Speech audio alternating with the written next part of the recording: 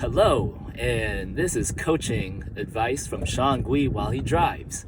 That was kind of corny, but let's go over the 5 biggest mistakes I made as a young track and field coach. Just so you have some background, this is year number 19 for me. I've been coaching since about 2006.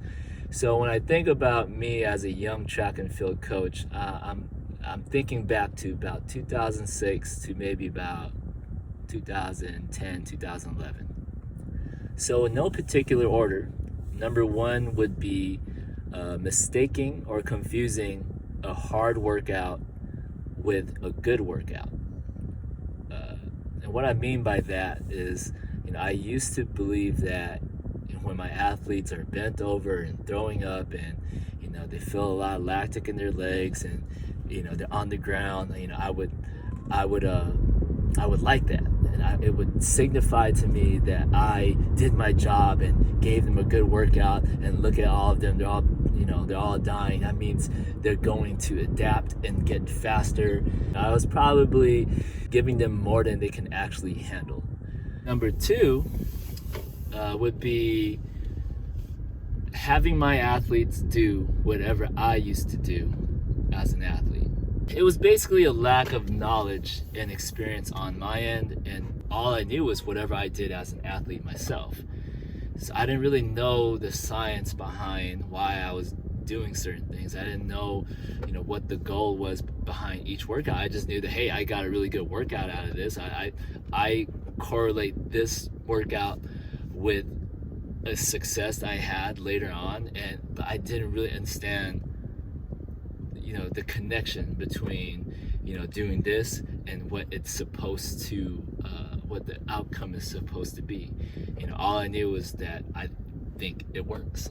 A big regret I have was just trying to just force athletes to do what worked for me and not necessarily what is best for them. Number 3 would be failing to educate my athletes about the consequences of their actions. When the athlete is trying to figure out ways to avoid the punishment, they're trying to sneak around, they're trying to figure out ways to do what they actually want to do and also avoid this punishment. So that is I think a bad consequence of implementing punishments. You get a rebellious kid that's trying to just figure ways to cheat your system. And another thing is, when you have athletes that are obedient, now you have an athlete that is only doing the right thing because he or she is afraid of getting punished. They're not doing the right thing because it's the best thing for them or the best thing for their teammates or whatever it is. And that's not what I want for them. I don't want them to do the right thing just to make me happy or just to not get punished or whatever. I want them to do the right thing because it's the right thing. If you do this and this is the possible results. If you do this and that, then you might get this instead. And just letting them know, and so they are educated, so they're informed and they can make the decision on their own.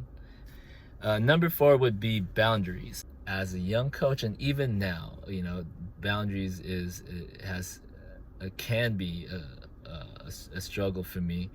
And early on, I would be similar age. I started coaching when I was 20, 21, 22. So my older athletes are 17, 18 years old.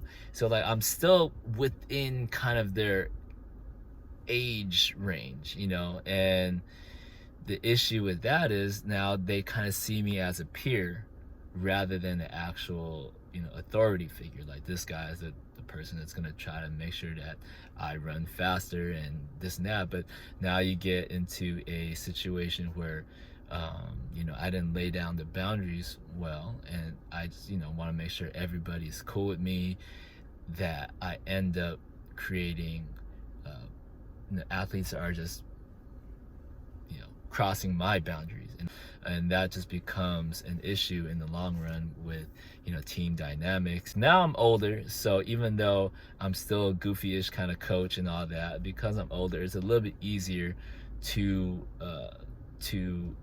distinguish those boundaries and all that stuff, but it's still an issue that I struggle with. Okay, number 5 are the biggest mistakes I made as a young track and field coach, and that is communication, in-person communication. Giving feedback in the most optimal way and consistent way. I struggle with that. Positive feedback. A lot of times, especially when I was younger, I would just shoot out a whole bunch of negative feedback or just numbers. You ran this time, or you gotta do better. There was very little positive feedback that came from me, and I hope I improved on it since. But I lacked a lot of positive feedback, and a lot of my feedback was either negative or very just data, just a bunch of data. So in terms of athlete morale and being able to inspire my athletes and motivate my athletes with my words, I wasn't really great at that, and I still think that I'm not too awesome with that to this day. It is still one of my weaknesses, but as a young coach, that was definitely one of my bigger flaws. And athletes that were a little bit harder on themselves and they beat themselves up on a consistent basis, it's not beneficial to have a coach that was also beating up on them on a consistent basis, and or only just throwing stats at them rather than saying something that's a little bit just to motivate their spirits a little bit. So also, just speech wise, I'm not the best. I mumble here and there. I don't really make the best eye contact. I don't stare, like, if you can tell now, I don't like staring right at the camera. It's something that's not comfortable for me to do, and now it becomes a mistake in many ways that I'm trying to work on. So, but yep, those are my 5.